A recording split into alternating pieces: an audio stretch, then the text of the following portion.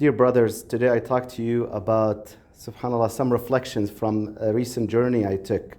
On a vacation I took to do Hajj, to perform the Hajj, the pilgrimage, which is one of the faridah, of obligatory, mandatory rituals that we should perform at least once in our life. It's similar to doing Salat al-Isha. It is a faridah, so it is a faridah. We have to do it whenever we have the ability and means to do it. And alhamdulillah, Allah Azza wa Jal, whenever you make the intention, eases your way, inshallah. If He has invited you to come to His house as a guest, Duyufur Rahman, they call them Duyuf, the guests of the most compassionate, Allah Azza wa Jal. So subhanAllah, you will see the trip, subhanAllah, it gets the ease in it whenever you have the intention, inshallah, and the help you get from everybody around you. Who does not want to be remembered by your prayers on the day of Arafah, on the day of Hajj? So whenever you hear somebody is going for Hajj and you're able to help, just go there, offer help, because inshallah you will get that reward, inshallah, if you ease for the Hajj, his trip, inshallah. So like any vacation, there is a lot of people that you meet there. Will be a lot of people from all over the world. Like any vacation, you will be walking miles and miles and miles, but it's a totally different vacation, totally different trip. So I'm going to talk to you about some reflections from that trip. SubhanAllah, you hear about it a lot, but once you live it, it becomes a totally different experience. The first thing you notice, it has the unity of the believers as one nation under one Lord. Hajj brings together believers from all over the world. This year, they estimated more than 1.8 million Hajjis were there, Muslims gathered in Mecca for the Hajj. Regardless of the ethnicity, nationality, or social status, when you see all this overwhelming amount of humans in the same place with the same belief, all these Muslims, you realize they are all equal in the eyes of Allah Azza wa Jal Almighty. You meet, you spend time, you sleep on the street, you split food with people from UK, from Cambodia, from countries you never knew they existed. SubhanAllah, you witness different facial structures, different colors, different cultural habits, different clothes, and you are amazed, SubhanAllah. They all have different features, but they all speak the same words. لبيك اللهم لبيك لا شريك لك لبيك إن الحمد والنعمة لك والملك لا شريك لك. Everybody is speaking these words with the same language. Oh Allah, here I am, you have no partner, here I am. Verily, all the praise and gratitude and blessing are yours, and all sovereignty, you have no partner. This experience is really emotionally overwhelming. It serves as a powerful reminder as the global reach of Islam. The unity and diversity is the fulfillment of the prophecy of the Prophet sallallahu alaihi wasallam. This matter, Islam, will certainly reach every place touched by day and night. سيصل هذا الأمر ما بلغ الليل والنهار. Subhanallah, when you see it with your own eyes, you just keep saying Subhanallah. You realize in Hajj that you are a one person. Allah does not need you. SubhanAllah, when you live in this country and you're a minority, you show up for Friday, 5-6 people, you feel you're doing something really good. I am here. Oh Allah, I came for you. You should be glad I'm here. Astaghfirullah. You go to the prayer in the masjid, Salat al-Isha, there is only 1 line, 2 lines, and you are there. When you go there and you see the millions of people, you realize Allah does not need you. You are the one in need for Him. All these 2 million people are the ones in need for Him. Allah does not need any one of us. There is Al-Bayt al-Ma'mur right on top of the Kaaba in the heavens. Every day 70,000 angels come, circulate, and they leave. They never come back to the Day of Judgment. Every day Allah does not need any of us, but we are the one in need. You feel the humility. You raise to Allah Azza wa Jalla and you say, oh Allah, forgive my sins. During Hajj, the physical and mental limits will be tested like never before. It will teach you invaluable lessons in patience, perseverance, and maintaining calm under stress. Wearing the humble attire of ihram and living in basic conditions is a stark contrast to our usual lifestyle in the West. From the moment you enter the state of ihram, donning the simple white garment, you feel a shift within. It helps you detach from the materialism that often consumes our daily life, the focus on spiritual practices rather than worldly positions. It reminds you of the true essence of existence. It is a liberating experience. You don't think about what you wear today. You are already, that's it. You have the 2 garments on you and that's it, right? All what you are thinking about today is the person next to you. SubhanAllah, they are doctors, entrepreneurs, engineers, nurses, janitors. You have no idea. You cannot tell one from another. Everybody is sleeping next to each other, eating together. SubhanAllah, there is some homogeneity depending on the package that you got. They are all coming mostly from the West or US in that place. But SubhanAllah, you don't know. Everybody, with the heat, everybody was shirtless. Everybody's bottom towel was kind of dirty. Everybody's hair was messy. Everybody was standing in the lines waiting for a bathroom like everybody else. You really do not recognize any person above another person. Everybody is equal. SubhanAllah, after Hajj finishes and you see the people in the restaurant, and it's like, oh, that's the guy. And you see a different attire completely costing thousands of dollars or something. Nothing like this in Hajj. SubhanAllah, the experience encourages a value, spiritual fulfillment over material wealth. Sleeping in the camps of Mina, you say, why am I sleeping in this heat? Why am I in the tent? What's going on? And SubhanAllah, it is, despite the basic condition, it fosters a sense of brotherhood with all the people involved. You feel you sit with these brothers and you get to learn to them. It creates a bond that will never be broken. SubhanAllah, until now we keep texting each other almost every day. We kind of live together, right, through all of this, regardless of the social or economic status. Physical limits, right? On the day of Eid there, while everybody is enjoying here, there you probably do between 40 to 60,000 steps that day. It's physically intense. SubhanAllah, it's presenting one of the most challenging aspects of Hajj, especially when there is heat and there are a lot of crowds, everything becomes slower. However, witnessing the resilience of others, you will see a grandmother undertaking Hajj for the third time. And she's like, if I can make it a fourth time, I will be doing it. You will see the pregnant woman. You will see the 80-year-old man walking with a cane and is just slower than anybody else, but is insisting, I'm walking, I'm not taking the wheelchair. SubhanAllah, underscoring the incredible strength of faith. You will see people who didn't have the visa for Hajj, they didn't have camps. They were actually in thousands just sitting outside in the heat and laying down in the heat. You will see what is bringing all of these people here. This is not the typical touristic destination you go to, right? This Mecca is in a very harsh environment, surrounded by barren, rocky mountains. That's the sacred city that Allah had chose for you. He didn't choose Sweden, right, with the waterfalls, with springs gushing from all over, with the greenery all over. No. It is the harsh city. It's described in the Quran, وَادٍ غَيْرِ ذِي زَرْعٍ, a valley without cultivation. There is no life in there. So you come there purely for the sake of Allah Azza wa Jal. When you do this, you do a lot of rituals. And every ritual of Al-Hajj will have its own meaning, right? You start with the tawaf, you do the sa'i. They are powerful acts. Like, why are you circulating around this Kaaba? When you do it with millions of people, you just realize that you are devoting your life, making the center of Allah Azza wa Jal in humility, realizing that you are a mere servant for Allah Azza wa Jal, asking and seeking His mercy and forgiveness. When you are standing on the plains of Arafat, this is the most important 5 hours in somebody's life. The most important. Wallahi, it reminds you of the day of Qiyamah. Everybody is standing in humility. Their gazes are lower.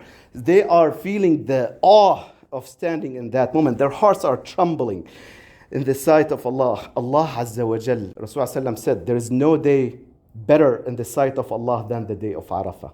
Allah descends to the lowest heaven, to the Sama' Dunya. He's coming to us. You kind of feel it when you are standing there. You got to prepare yourself for that moment. He looks at the people of the earth, the inhabitants and the heaven, and he says, look at my servants. They have come to me disheveled, dusty, raising their voices in supplication, coming from every deep valley, hoping for the mercy and not seeing my punishment. There is no day which more people are freed from the fire than the day of Arafah. It is narrated that the shaitan cries from this out of despair that day because of the descending mercy and forgiveness Allah bestows on the pilgrims. A moment which epitomizes powerful spiritual victory and grace that envelops you during Hajj. Muzdalifah is a different story. After you finish from Arafah, you go to Muzdalifah. Now you sleep on the curbside. There is not even tents. There is no restrooms. The restroom is an hour away. It is difficult. 2 million people trying to find their places. It is difficult. The intense heat, even at night, it was really hot. It was very humid. It was, we were laying down, the floor, the ground is not even. You have a lot of stones underneath. That's where you collect all your jamarat. There is a lot of people. I was here, my friend was here, and actually in an hour, 2 people just crammed themselves in between. It is difficult. You are supposed to sleep. You cannot close your eyes. The moment you close your eyes, you just feel unease. Wallahi, it reminds you of the people of Gaza. You just sit there and think. You are hearing the helicopters all the time, but these helicopters are not bombarding you. They are taking your pictures. They are making sure that you are safe. They are making sure to organize traffic and everything.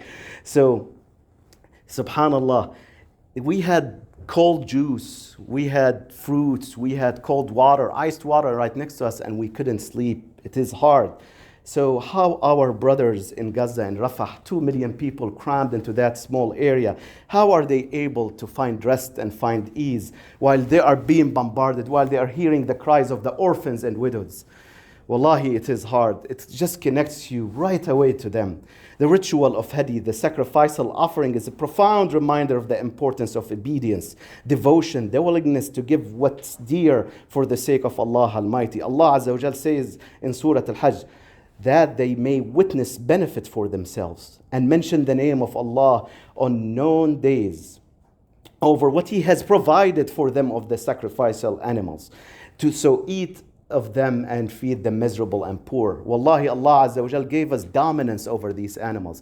He subjected these animals for us, so we take advantage of it. You need to thank Allah Azza wa Jal for it. The shaving of the head is the act symbolizes a humility and shedding. You would say, why are we doing these rituals? But wallahi, once you do them, you start feeling it. Shedding one's ego and past sins. It represents the physical and spiritual cleansing, beginning and deeper commitment to living in life in accordance to Islamic principles. The stoning of the jamarat, where we throw pebbles at 3 pillars, holding significant symbolic meaning. The acts following Ibrahim alayhi salam, defiance of shaitan's temptation to disobey Allah Azza wa Jal. As you participate in this ritual, it feels like a personal rejection of evil and a reaffirmation of your commitment to righteousness. Subhanallah, you see shaitan is being worshipped everywhere in this world, and at that moment shaitan is being stoned. These acts, again, are not just physical movement, but profound expression to surrender to Allah Azza wa Jal. Subhanallah, one of the things you feel when you are doing the Hajj is that you are following the footsteps of the beloved Muhammad sallallahu alayhi wasallam. You will see people say, oh, he did this here, he did the Fajr there, he did the throwing the Jamarat after Zawal. So you are following the footsteps. Subhanallah, that tells you, you feel that sense of joy that you are doing exactly what was done over the years for 1500 years now.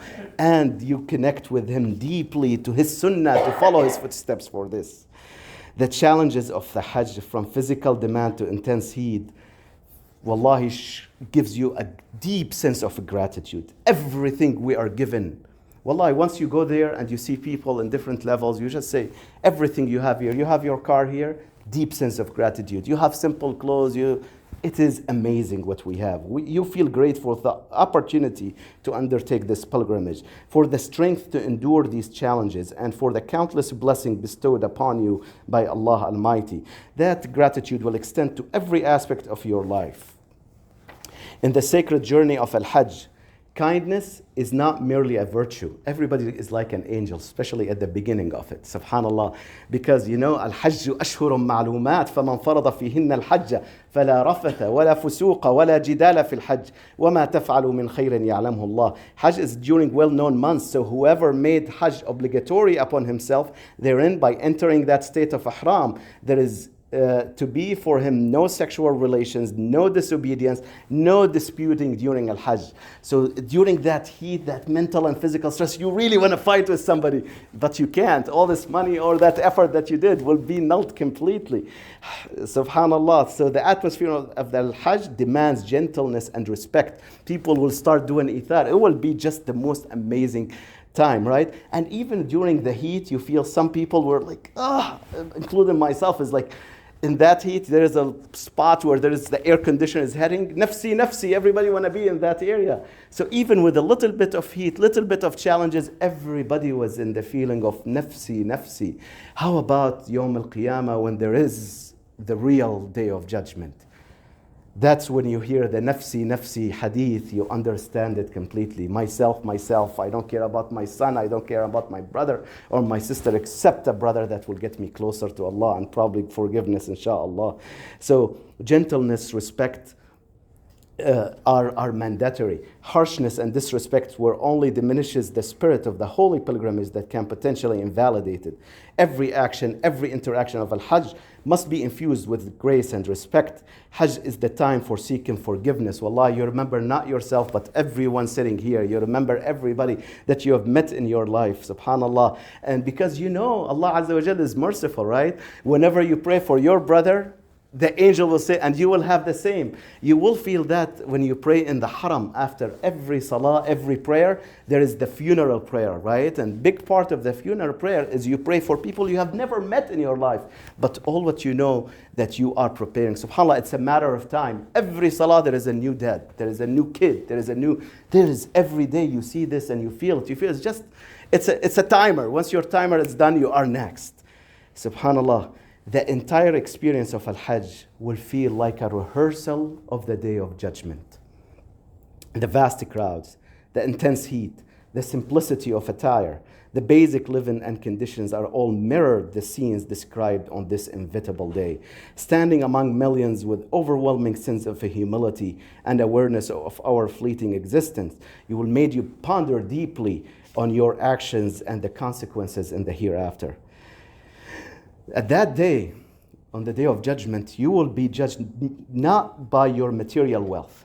You will see in Hajj the biggest discrepancy you've ever seen in your life, probably in wealth.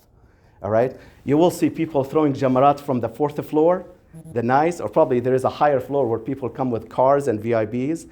The floor on the fourth, you will be the people of Majar al-Kabash, which is a very fancy place next to the Hajj and the VIP villas. The third floor will be the Mu'aysim, the second floor. Some people walked through the first floor. I did not walk there. But the people who came back were shook with what they saw of discrepancy of levels. A lot of brothers from poorer countries, they didn't pay as much. They didn't get that level of luxury that a lot of people, other people got. So subhanAllah, the US dollar, the package that you get will change levels completely. The same thing we will be facing on the Day of Judgment. The currency at that time is not going to be the US dollar. It's not going to be the US dollar. It's going to be your earthly deed. It's going to be the good deeds that you went through. That's going to be the currency that's going to get you the shade of Allah Azza wa Jal when it is really hot. That's going to get you the air-conditioned space. That's going to get you the garment that's going to be protecting you. Allah knows the intentions. But subhanAllah, this day of the judgment day is going to be khafid and rafi'. People who we thought really were VIPs in this dunya will not be VIPs in that day. People who were not VIPs here will be the VIPs, sitting on the ara'ik watching, probably in higher places. So reflecting on this, you understand the opening of the Surah Al-Hajj. How does the opening of Surah Al-Hajj start? Wallah, you read it, you don't understand. Why are we talking? It should be Surah Al-Hajj talking about the Hajj rituals.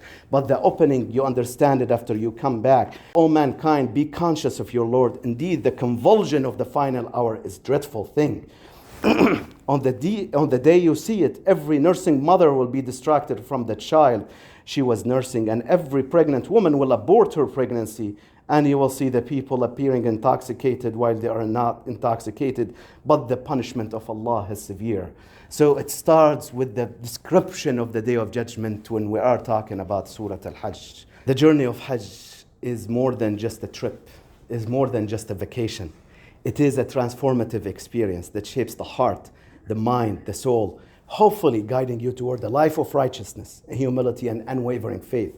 The Prophet Muhammad sallallahu alaihi wasallam said, "Whoever performs Hajj and does not commit any obscenity or transgression emerges from it as a sinless as a newborn child." Narrated in Al-Bukhari. This hadith highlights the immense spiritual cleansing and renewal available through Hajj. The spiritual high and the lessons learned during Hajj inspire and renewed commitment to self-improvement. You feel stronger resolve to adhere to the Islamic practices, to be more compassionate, ethical, and dedicated in your worship. The journey of Hajj transforms your perspective, encouraging you to be a better Muslim, inshallah, and a better human being.